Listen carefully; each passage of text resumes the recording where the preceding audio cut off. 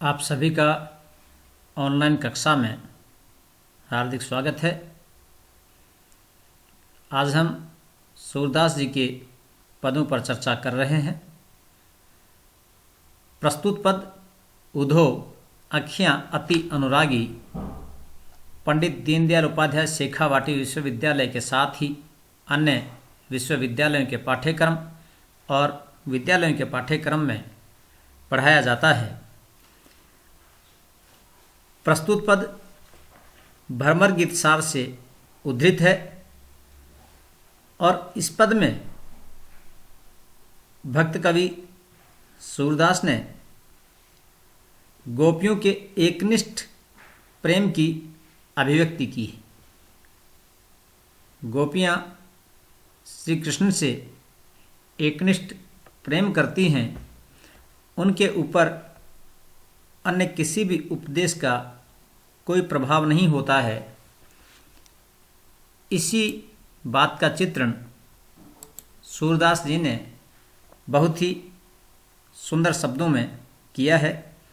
तो पहले हम इस पद का वाचन करेंगे और उसके पश्चात इसकी व्याख्या को हम समझते हैं। उधो अखियाँ अति अनुरागी इकटक मग जोवती अरु रोवती भूले हूँ पलक न लागी बिन पावस पावस ऋतु आई देखत हो विद्यमान अब धो कहाँ कियो चाहत हो छाड़हु नीरस ज्ञान सुनो प्रिय सखा श्याम सुंदर के जानत सकल स्वभाव जैसे मिले सूर्य प्रभु हमको सो कछु करहु उपाव।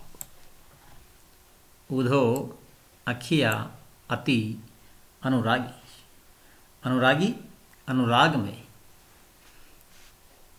इकटक बिना पलक झपकाए मग रास्ता जोवती देखती हैं रोवती रोती हैं भूले हूँ भूल से भी पावस ऋतु विद्यमान प्रत्यक्ष रूप से छाड़हूँ छोड़ दीजिए नीरस बिना रस का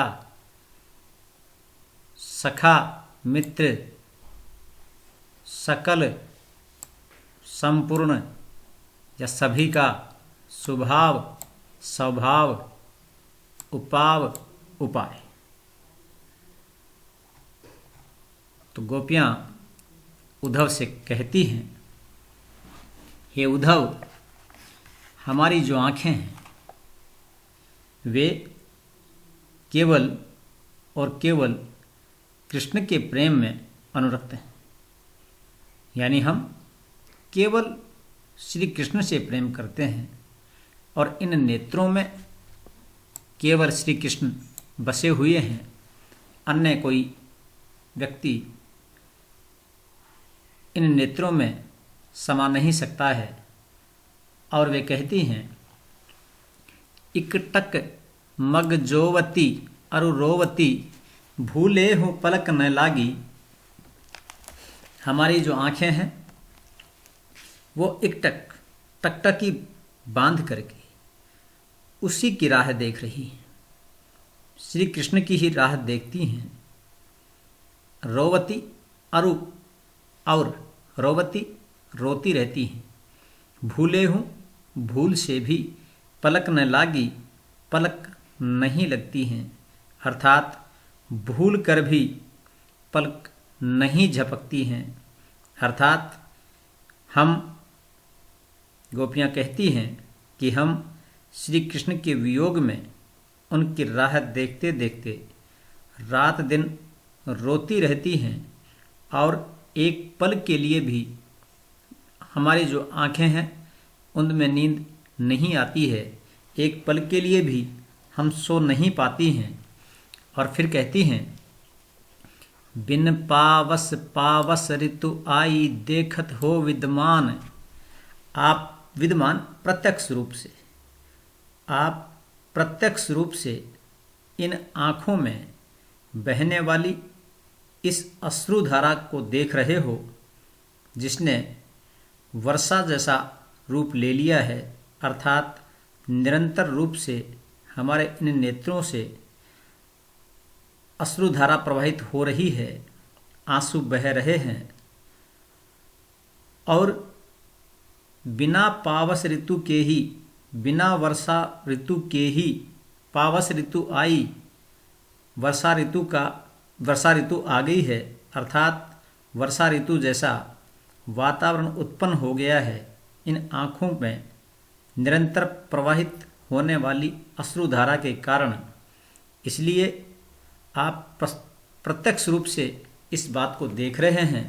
और फिर कहती हैं, अबधो कहा कियो चाहत हो छाड़हु नीरस ज्ञान हे उधो। अब आप क्या करना चाहते हैं? यानी हम उनकी विरह व्यथा में, श्री कृष्ण के वियोग में इतने दुखी हैं कि हम रात दिन रोती रहती हैं, भूल से भी पलक नहीं लगती हैं। बिना वर्षा ऋतु के भी हमारी जो आँखें हैं उनमें निरंतर रूप से अश्रुधारा प्रवाहित हो रही है और तुम प्रत्यक्ष रूप से देख भी रहे हो।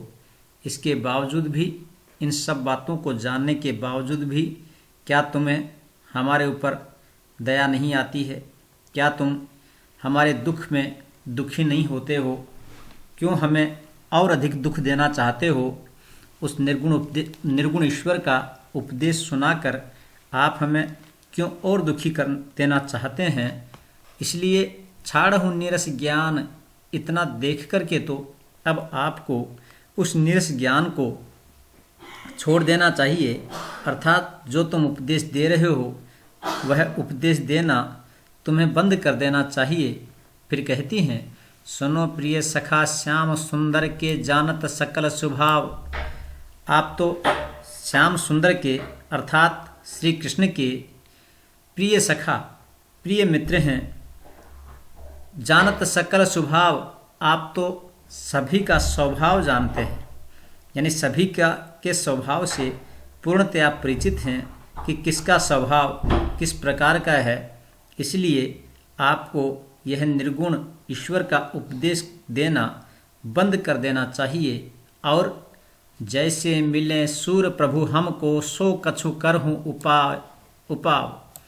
सूरदास जी कहते हैं, गोपियों ने कहा, गोपियाँ कहती हैं कि आपसे जैसे भी कुछ भी बन पड़े, सो कछु करहु उपाव, कुछ ऐसा उपाय कीजिए जैसे मिले सूर प्रभु हमको। जिस भी स्थिति से, जिस भी उपाय से, जैसे भी बने, आप कुछ भी करें, कोई भी उपाय करें, कोई ऐसा उपाय करो, कोई ऐसा रास्ता निकालो जिससे श्री कृष्ण हमसे मिल जाएं, हमें श्री कृष्ण प्राप्त हो जाएं। आप कुछ इस प्रकार का काम कीजिए, कुछ इस प्रकार का उपाय कीजिए। उधो आँखियाँ अति अनुरागी। तो इस प्रकार से इस पद की व्याख्या को आपने सुना। अगर विशेष के रूप में हम बात करें तो प्रस्तुत पद में गोपियों की प्रेम की व्यवस्था को दर्शाया गया है और गोपियों के एकनिष्ठ प्रेम को प्रतिपादित किया गया है। गोपियों की जो प्रेम की एकनिष्ठता है, उनकी व्यवस्था है और उनकी वेदना का बहुत ही मार्मिक चित्रण प्रस्तुत पद में किया गया है। अनुप्रास अलंकार का भी बहुत सुंदर प्रयोग यहाँ पे किया गया है। उधो आँखियाँ अति अनुरागी।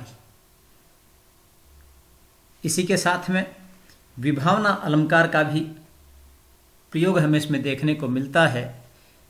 बिन पावस ऋतु आई, बिन पावस ऋतु, यहाँ पर विभावना अलंकार है।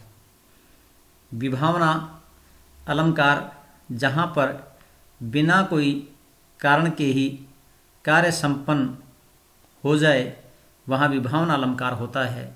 तो यहाँ पर बिना पावस ऋतु के ही पावस ऋतु बतलाई गई है। पावस ऋतु बारिश होना बतलाया गया है, इसलिए यहाँ पर विभावन अलंकार है। भाषा सरल और सहज है, आसानी से समझ में आने वाली है। इस प्रकार आपने इस पद की व्याख्या को सुना। धन्यवाद। मिलते हैं एक नए पद के साथ।